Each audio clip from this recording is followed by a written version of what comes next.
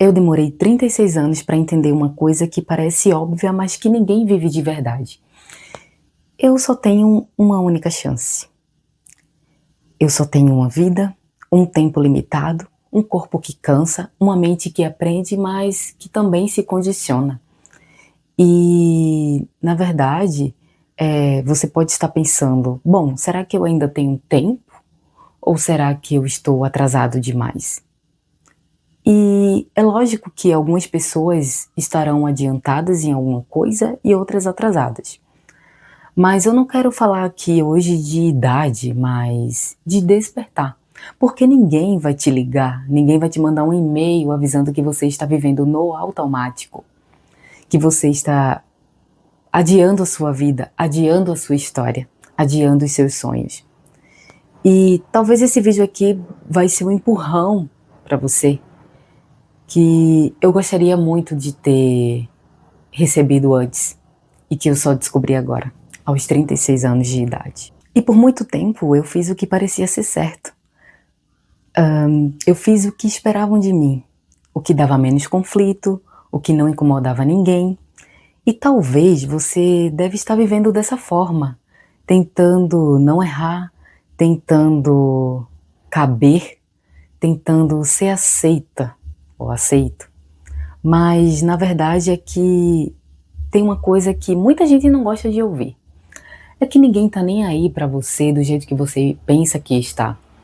Porque as pessoas elas estão preocupadas com seus próprios medos, com as suas próprias inseguranças, com os seus próprios problemas. E você está aí paralisado, pensando: e se falarem de mim? E se eu decepcionar alguém? E se eu errar? Mas a verdade é que a vida passa e você pode se tornar uma pessoa cheia de si. E quando você olhar para trás, ao passar dos anos, você olhar para trás, você vai ver que esse "e se" não te levou a lugar nenhum, apenas te paralisou. Em um certo momento da minha vida, eu desejei muito ser uma cabeleireira. Eu lembro que quando eu era mais nova, eu sentia muito desejo de trabalhar com isso, de abrir meu próprio salão, empreender, ser uma cabeleireira bem conceituada no mercado, fazer um curso profissionalizante, me especializar na área. E eu lembro que eu até cheguei a fazer uma renda extra nesse ramo, né, trabalhando com isso. Pois mesmo não sendo cabeleireira, eu fazia escovinha nas pessoas, no cabelo das pessoas, aplicava progressiva, alguns produtos, né, químicos, alisava cabelo, enfim. E eu conseguia ainda fazer um dinheirinho com isso. Mas quando eu fui falar esse meu desejo, esse meu sonho que ardia no meu peito para uma pessoa, ela simplesmente falou que não, que isso não seria o melhor para mim, que o ideal seria eu fazer uma graduação, pois poderia ali me trazer um futuro mais promissor, seria algo mais seguro e até mais rentável. Bom, eu simplesmente dei ouvido a essa pessoa, deixei de lado o meu sonho de ser uma empreendedora, uma cabeleireira, porque esse sonho não era pequeno para mim. Esse sonho era grande e era real. Eu me via nesse lugar de cabeleireira, de trabalhar com isso, né, ser uma pessoa bem conceituada no mercado, uma pessoa de nome. Eu sonhava grande. Então, simplesmente eu deixei a voz daquela pessoa abafar o meu sonho e sim, eu acatei a ideia e fiz uma graduação. Hoje em dia eu sou formada em nutrição, aplico a nutrição na minha vida, é uma área maravilhosa, mas tem um ponto que eu nunca vou saber como que estaria a minha vida hoje se eu tivesse seguido o meu plano inicial, que era aquele lá de ser cabeleireira. Eu nunca saberei como que eu ia estar hoje, se eu estaria realizada, se tudo aquilo que eu sonhei no passado estaria sendo concretizado nos dias de hoje. E por muitas vezes nós deixamos a voz do outro abafar o nosso sonho, aquilo que nós acreditamos, aquilo que faz sentido para nós. Porque existem pessoas que chegam nas nossas vidas para sugerir algo que fazem sentido para elas, aquilo que elas acham melhor para elas, não para nós. E Isso não foi culpa da outra pessoa. O fato de eu não ter seguido o meu plano não foi culpa da outra pessoa.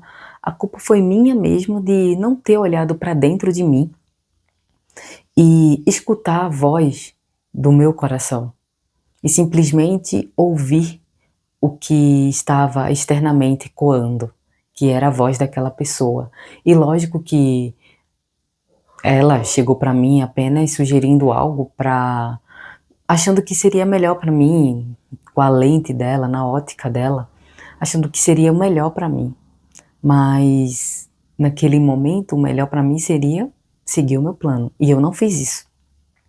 Mas também vai chegar pessoas na sua vida, na minha vida, que vão dizer não o que devemos fazer como uma sugestão melhor, mas querendo destruir o teu sonho, querendo te desanimar, querendo te fazer acreditar que você não é capaz de fazer coisa alguma. E existem essas pessoas que são bem pessimistas e elas têm prazer em fazer isso. Então, o que nós temos que fazer quando isso acontece? Tanto quando a outra pessoa chega para sugerir algo que ela acredita que acha ser melhor para nós, e quando alguém chega para falar palavras negativas e coisas que não vão nos alavancar, não vai nos impulsionar, mas sim nos desanimar. Nós temos que filtrar, temos que buscar discernimento, sabedoria para filtrar e também nos conhecer. Porque quando a gente se conhece, a gente entende o que é melhor para nós e a gente acaba ouvindo aquilo que queima no nosso coração. Então, quantas vezes você tem deixado de fazer algo? Quantas vezes você tem deixado de acreditar em você mesmo? Porque alguém disse que você não é capaz ou porque alguém chegou dizendo que tal coisa é melhor para sua vida. E você sabe o que é melhor para sua vida? Esse sonho que você tem aí guardado no seu coração, será que não faz mais sentido para você do que o que o outro chegou para você lhe propondo algo que talvez nem é de acordo com o que você pensa, com o que você acredita?